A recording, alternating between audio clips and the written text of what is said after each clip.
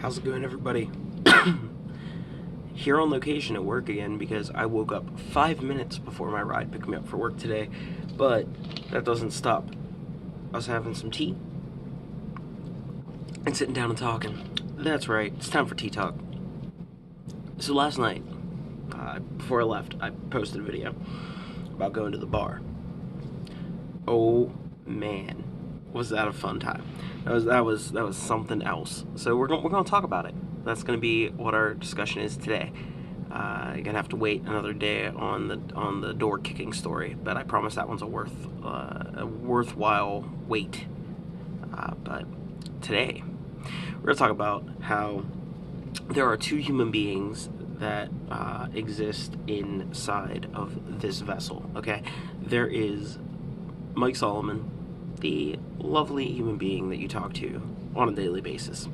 There's also Sike Molomon. That guy sucks. Mike Solomon is an upstanding individual. Sike Molomon will text his ex at 4 in the morning and ask how she's doing. He didn't do that last night because he was stopped. He was thwarted by the good, upstanding Mike Solomon. So I'm going to tell you guys that story because it's funny. I think it was a good one.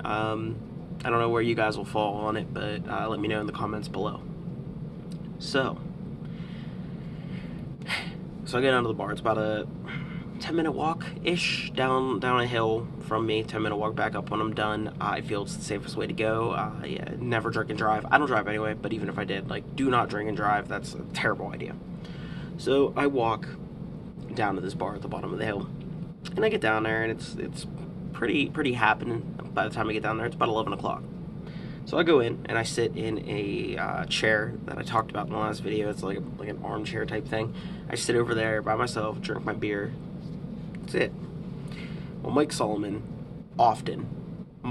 specifically, not Sike Molomon, which we will get to. Mike Solomon will often buy somebody a drink and specifically look at the bartender and say, hey, don't tell them I bought them this. This isn't for me. Say it's on the house or something, but just give them a drink because they look like they need one. It's usually somebody that's sitting by themselves as well, and I never want to be put on blast for it, but I do it. I'm guilty of it a lot, especially if it's not a karaoke night. Karaoke night is a completely different type of person. I go out to be the center of attention and sing some songs. But I was sitting off by myself, bought this lady a drink. So she ends up walking up to me and brings her friend along because I was put on blast and they told her that I bought the drink.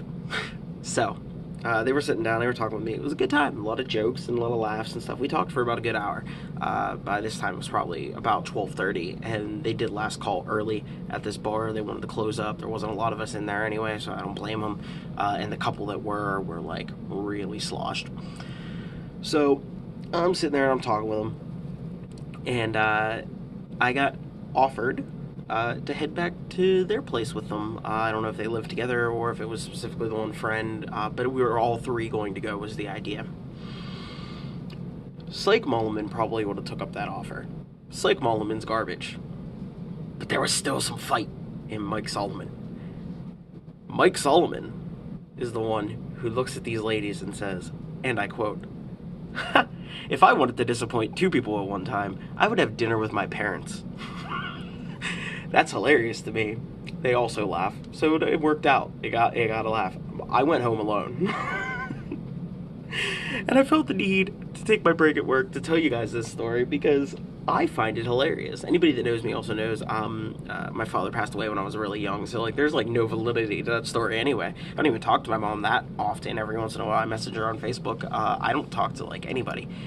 But I found that joke hilarious, and they did too, and so did the guy a table over. So it was all well and good to me.